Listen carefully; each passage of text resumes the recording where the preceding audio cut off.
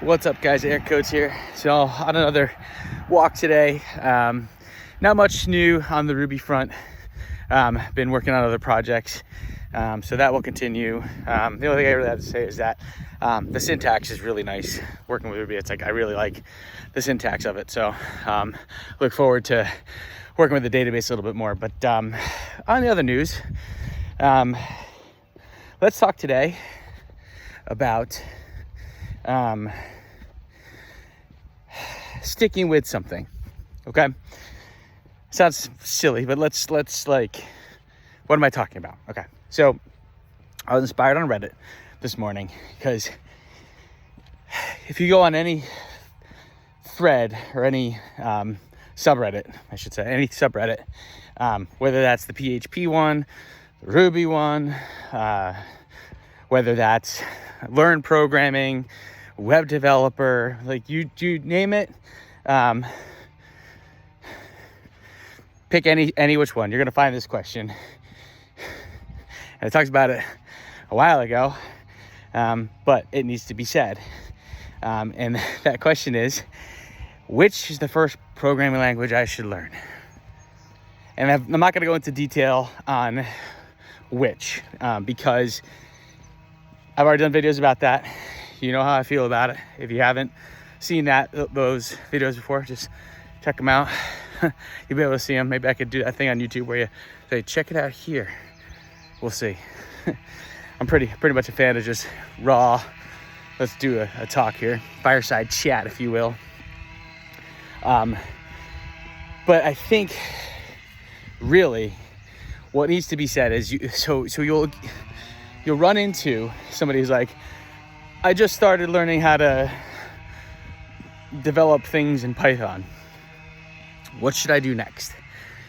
You know, and then they'll go into their talk and be like, you know, I've worked through a few tutorials, I've done a few different things, right? I've been programming for weeks, months, whatever. What should I do next? What should I focus on next? It's like, not for nothing, man, but or lady, whoever's posting, you don't know enough to learn something else right now, right?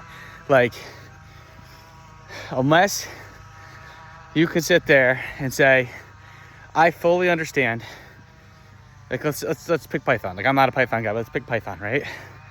Unless you can say, I fully understand variables, I fully understand conditionals, I fully understand loops and object-oriented programming, you know, functions, recursion. Unless you can say you understand like programming concepts, the best thing that you can do is stick with whatever it is that you started with or that you're learning. Okay? So, like for instance, myself, I started with JavaScript, okay?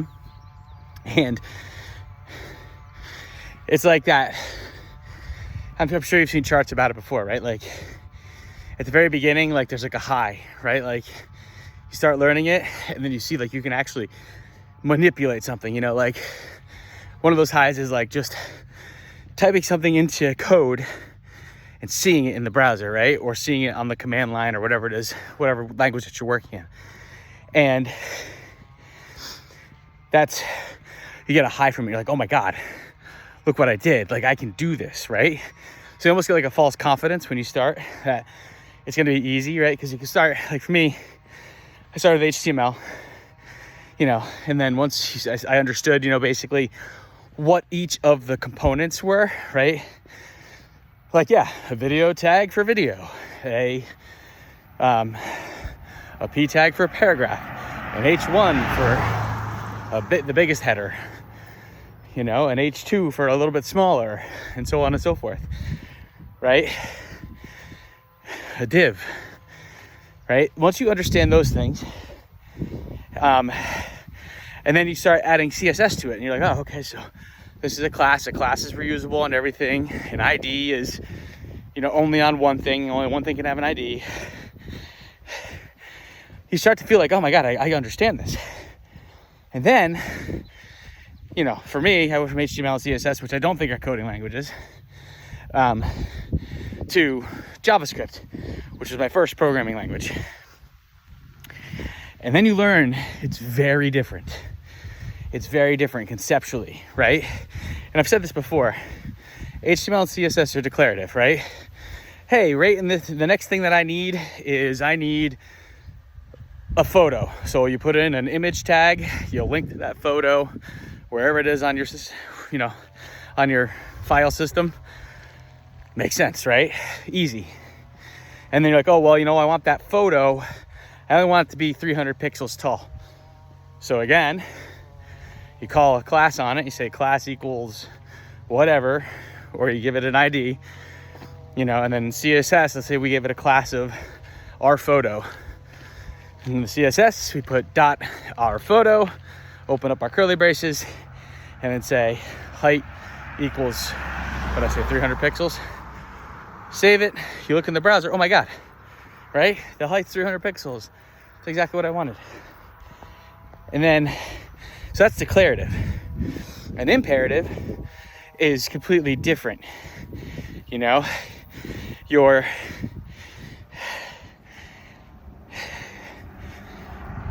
programmatically, and I don't like using the word programmatically because we're talking about a programming language, but you are making something that, oh, what's the best way to describe this? Something that has rules. I think that makes the most sense, right? There's rules. It's a script. It's a procedure to follow, right? I think that'd be the best thing. It's a procedure. Okay, so like HTML and CSS, they just kind of sit there. They're not dynamic at all. You have a page, all the information is there. You click the file, it opens up in a browser, and what you put into the code directly shows up onto the browser. Unless you have some sort of CSS thing that says not to show it, or things that are intentionally hidden, you know, like a title tag or whatever it is. Whereas JavaScript doesn't work like that, right? Like you need to go and set a variable, right? Like let's say we wanted to keep track of the amount of clicks that something gets, right? Like let's use likes. And so what you would do is whatever button that you had in HTML, you need to somehow get that, right? So that JavaScript knows what it is. And so what you do is you give it an ID or a class, same thing as you do with CSS. But once you can identify it from the DOM element, then you could do something with it, right? So once JavaScript has it in its memory and it's like, I know what this thing is, then you could say, all right, that thing on the click of it, which is built into the language, right? You know, dot, or add event listener, right? Or you can say on click equals, you can even call it an inline JavaScript if you wanted to. You say that thing that we have in memory, once it's clicked, we're gonna add to the count variable. So we set count equals 0, right? Because there's no or clicks equals 0. And then when our on click function runs, we're gonna go clicks plus 1. Clicks plus equals 1, or clicks plus plus. Whatever you want to say it. There's a couple different ways to. And that is going to increase the variable of clicks. And then let's say you wanted to re-render something. You know, you could say, we had another element. You could say in this H1 element, it also has a name. It has a variable to it. You say, all right, we're going to replace the text content with whatever the value of clicks is. And that's it, right? So like that's how different those two things are. But although it sounds like a bigger pain to do it the JavaScript way, it's much more dynamic because now we can get data and we use something called a loop. And in that loop, we could say every time we go through a piece of data, we want to do the same thing. So this is how you would get like a search list of things, right? You say, hey, when we send this request and we get something back, we're going to take all that information that we have, and for each of those pieces of information, we're going to create something in the browser. So again, doesn't actually exist in the HTML file, right? An HTML file simply does like a structure, just shows everything. The CSS basically makes it look good, right? But it's what's there is what's there. There's nothing dynamic about it. You know, if we wanted to do something like that, we'd literally have to make, like, say we had a list of things, you'd have to make the UL, and then each item you would say LI, whatever this item is, LI, whatever that item is. But if you're using JavaScript, you can say for each element that we have, we are going to, you know, create an LI, and in that LI, what we created, which again, the LI will be a variable, and in that LI that we created, we are going to assign the current value in that loop, and then add it to the browser. And then the next time we get another piece of data, it's going to do the same thing, right? And so it'll continue to do that until all the data is through. So, and this does it in seconds, super fast, right? So that's the difference between imperative and declarative. But anyways, so I got on a tangent talking about JavaScript and the DOM and all those things, but I think it's important for people to understand that the reason I went through that is that when you first start, you're gonna have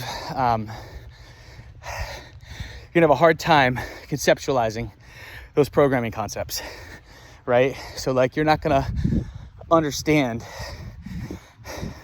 a loop is until you loop over something, and you're not gonna understand how conditionals work until your code bumps into a conditional, right? Conceptually, yeah, you could be like, oh, yeah, I get it. But it's just like when you're riding a bike, you watch someone ride a bike around, be like, oh yeah, I get it. But when you hop up on a bike, like, you fall, you stumble, you figure out, oh, this is how you balance yourself, and then you can do it, right? It's a skill. And it's a skill that needs to be exercised continuously to get better. So kind of boil all that down to say that the reason I say pick something and stick with it is because you often see somebody be like, yeah, I've got JavaScript down, or yeah, I've got Python down. And it's like, well, do you know what all these programming concepts are? Okay. And if the answer is yes, okay, well then we're taking the Python world. Okay, so you understand Python, you understand all the base programming concepts, right? Let's talk to a database now, okay? Let's get data out of a database and do something with it. Because unless you can understand how to grab data and show data, what the hell is the point of programming? There's no point, right? That's all, at the end of the day, that's all we're doing, right? Again, I'm a web developer, but pretty much all software developers are doing is laying in between the human being and the data, right? Now, so you can break it down and say, hey, there's front-end engineers that are changing the way that the data looks and all that stuff, right? But at the end of the day, a front-end thing really isn't any good unless you can get data and store data, right? That's really, and I think that took me a while to learn. Because again, I started that whole front-end MERN stack end of things, and they make it sound like, you just have to really worry about getting data from the APIs and stuff. But at the end of the day, like, if you can't make an API call and get data in JavaScript front end, your application is pretty pointless, because nothing's going to really, every time you open up the page again, you start back at zero, right? You need to be able to persist the data, because that's what makes an application at the end of the day. So again, once you understand these core things, these looping, the loops, and all the objects and those different things, functions are huge, right? Then I would say work with the database. Once you feel confident in the database, and this is when I would say pick up something like SQL, because, man, I know that there's GraphQL and there's, PostgreSQL, which is basically an even better SQL. Different ways. There's SQLite, so MongoDB, and else coming to mind here. But basically, then you need to learn something else. And this is what I get at with people when I'm like, the next thing that you need to learn is something different. And I don't think people want to hear that all the time. Like, I think, especially in the JavaScript world, people are sold this BS. Like, learn JavaScript. You could do everything with it. Happens a lot with C# too, right? Learn C#. You do everything with it. Well, no. At the end of the day,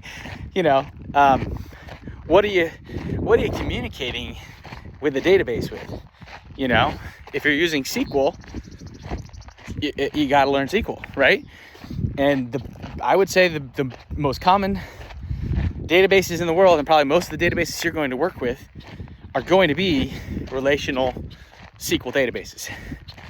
Yeah, you're going to find people that have MongoDB and the NoSQL and that sort of thing, but then you start getting into a crazy amount of rules where the schemas are a little bit more challenging to implement. And then if you're not implementing schemas, then you could put data. So like you could have profiles that have some data and other profiles that don't have that data. And then if you need to run a report on that data or whatever you might need, it's not good, right? It can cause a lot of problems. So when you have a relational database like SQL, it's going to help that kind of gel and be more secure, more stable in your data. But again, that's relational versus non-relational. I mean, you could like the other way and it's fine too. But my point is that the next step of things is you don't switch the coding language, right? But you learn how to talk with the database. And I would recommend that you go and you learn SQL. So start with select star from a database table and go from there. Now, once you are able to take that data and do something with it in that programming language, then we could talk about going on to learning a framework, okay? So like in the Python world, I believe it would be like Flask, right? Or Django, I think is the other one. So you would go on and say, all right, I understand the coding concepts. I know how to get data and how to manipulate the data and how to present that data. Now let's work within an ecosystem, a framework that allows me to more easily do those things, right? That more easily and faster to create things. There's things like user authentication and, setting up a web server and depending on what you want to do with it, right? Then you get into a framework.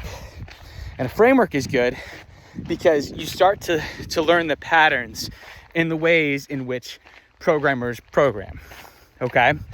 So for me, first time that I saw this was, I guess React is a framework, but when I learned React, my brain couldn't sponge it in as well as if I was to go back through and learn it again.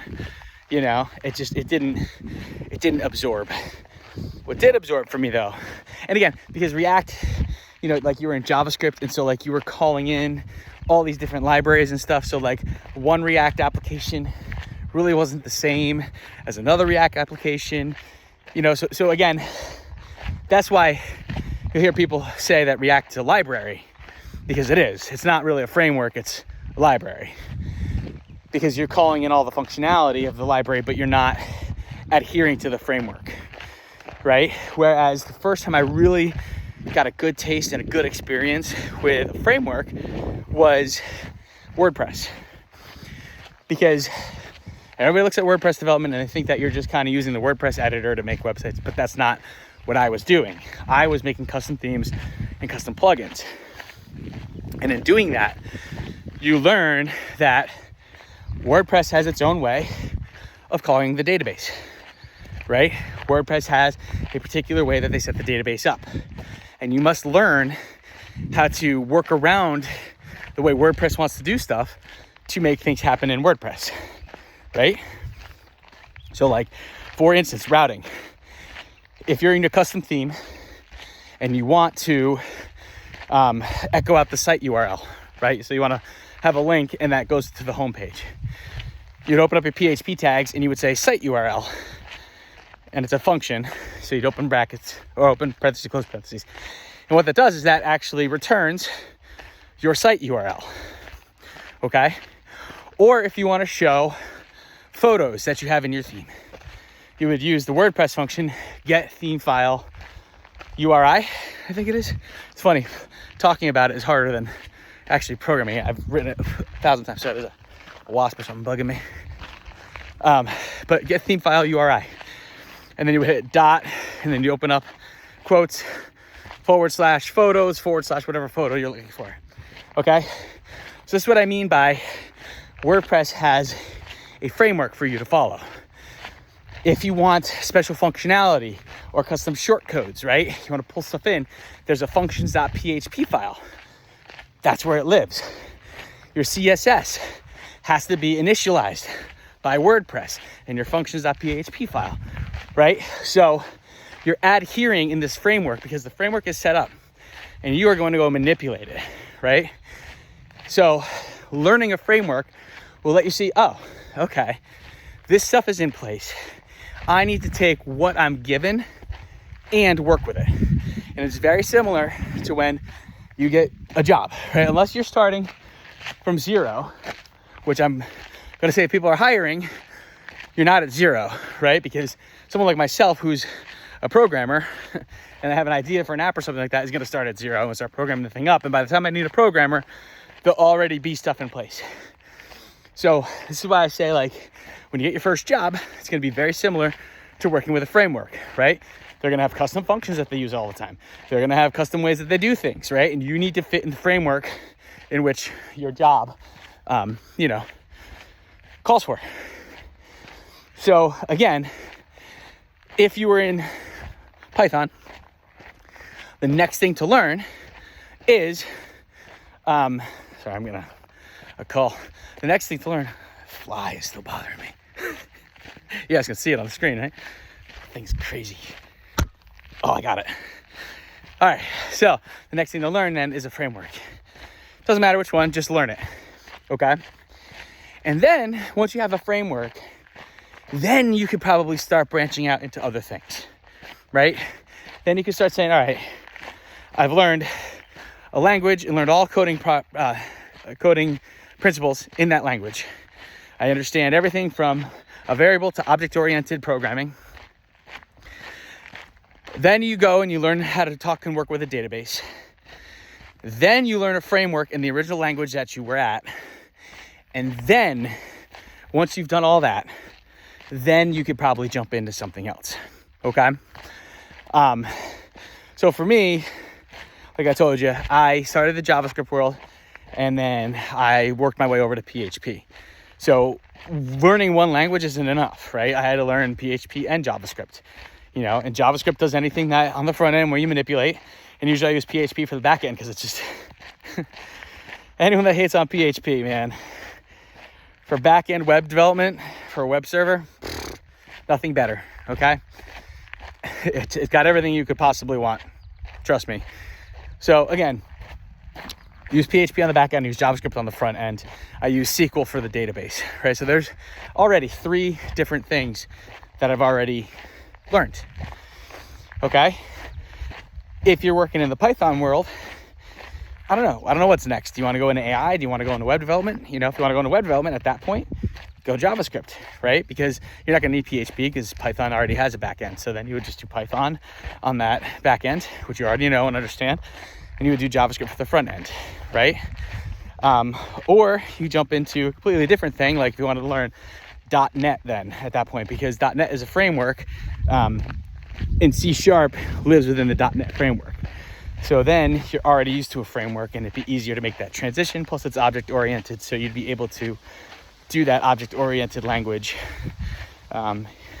in that framework. So that would be the next thing that you want to do. So again, first thing, you learn the language and you get all the programming basics down. Once you have all those programming basics down, then you're going to go and you're going to learn database.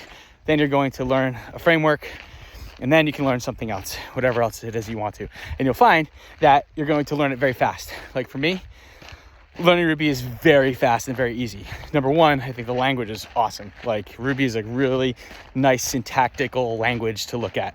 So much better than Python. I've done videos on Python where I've told you I do not like Python's just ugly and it's hard to look at for me and it's hard to read. Don't like it. Ruby, complete opposite, right? Complete opposite, so much better. So for me, learning Ruby is important because again, I'm already in the web frameworks. I'm already in the web development. Learning Ruby just gives me even more, more clout in the web world. Ruby on Rails particularly, because Rails is a framework, right? So we're talking about that, right? I can easily jump into Ruby on Rails because I've learned PHP and Laravel. And once you, again, big difference. Like in PHP, yeah, every variable has a $sign in front of it. Okay, it's a variable, whatever. You can learn no $sign in Ruby, easy, right? You can go and, the difference between a function, right? A function in PHP uses the word function, whereas in Ruby, it uses define, right? DEF, which Python uses too, right? It's very easy to make the transition. You just need to know the syntax, right? And what's built into the language. Much easier than trying to learn your programming concepts. And so if you were to do the other way around, you do opposite of what I'm saying, right? Instead of first learning a language in its entirety, right? You start with a language that's a C-based language. Let's say it's JavaScript, right? You start in JavaScript, and then all of a sudden you go and you jump into Ruby or Python. You're going to be totally confused. They look completely different. They work completely different, right? Like JavaScript, you could run in your browser. You could open up the console and literally type it all out in the browser. Python, you need to install Python, make sure you have the right versions of Python, make sure that it's added to your system path. Like there's a lot more going on. And then there's 2 different versions of Python that are very drastically different, which could be confusing depending on what you're doing with it, right? So they're very different things for different purposes. And I think it's great to learn more of them, learn more than one language. You're going to need to.